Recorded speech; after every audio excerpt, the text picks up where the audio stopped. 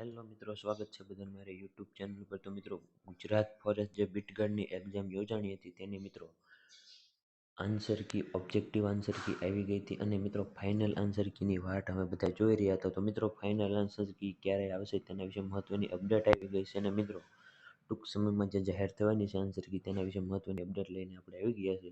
તો ચાલો આપણે વિડીયોની શરૂઆત કરીએ।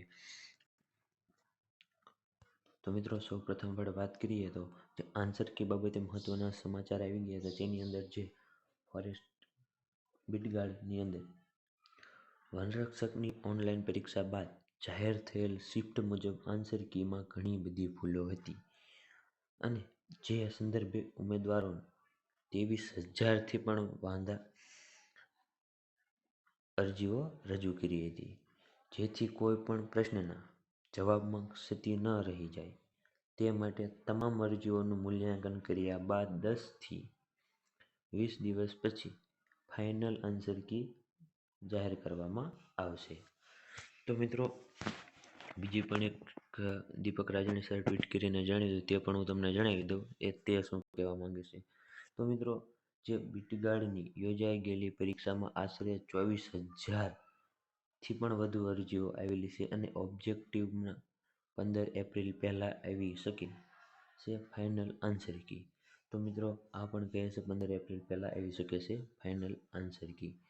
તો મિત્રો વાત કરીએ તો મિત્રો 10 થી 20 દિવસની અંદર પણ આવી શકે છે અને મિત્રો જે 15 તારીખ છે ત્યાં સુધીમાં આવી જશે આન્સર કી તે સંભાવના રહેલી છે।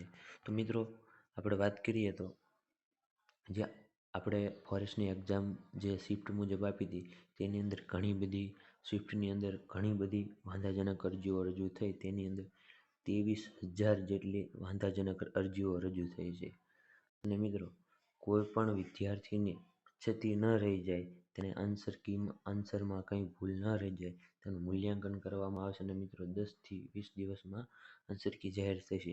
એટલે મતલબ કે 23 તારીખ સુધી, મિત્રો 23 તારીખ હતી કે 22 તારીખ હતી તેની ફાઇનલ ખબર નથી, પણ મિત્રો ફાઇનલ 23 તારીખ જ હતી। પહેલા 17 હતી, પછી 23 તારીખ વધારવામાં આવી હતી। તો મિત્રો વાત કરીએ તો 23 પછી 24, 25, 26, 27, 28, 29, 30, 31 એટલે 8 દિવસ તે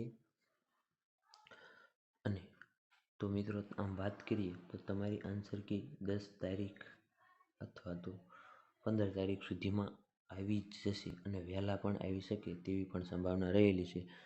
તો મિત્રો જ્યારે આન્સર કી આવે ત્યારે તમારા માર્ક કેટલા થાય છે તે મિત્રો કોમેન્ટ વિડીયોમાં કરવાનું ભૂલતા નહીં અને મિત્રો તમે ગ્રાઉન્ડની તૈયારી ચાલુ ના કરી હોય તો હવે ચાલુ કરી દેજો, કારણ કે જો આન્સર કી આવી અને તમારા સારા એવા માર્ક થયા અને નોર્મલાઇઝેશનમાં તમારા માર્ક વધ્યા તો ત્યારે તમે ગ્રાઉન્ડ તૈયારી ચાલુ કરવા જાઓ તો તેની માટે બહુ હાર્ડ ગ્રાઉન્ડ બની શકે છે।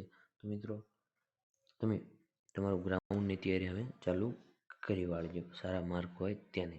તો ચાલો મિત્રો મળીએ આગળના વિડીયોમાં આવી જ નવી માહિતી સાથે। જય હિન્દ, જય ભારત અને મિત્રો વિડીયો જો પસંદ આવ્યો હોય તો વિડીયોને એક લાઇક અને ચેનલને સબસ્ક્રાઈબ કરીને બાજુનું બેલ આઇકન ઓન કરી વાળો, એટલે આવી જ નવી માહિતી સાથે તમને વિડીયોનો હું પ્રોવાઈડ કરી શકું। ચાલો મળીએ આગળના વિડીયોમાં। જય હિન્દ, જય ભારત।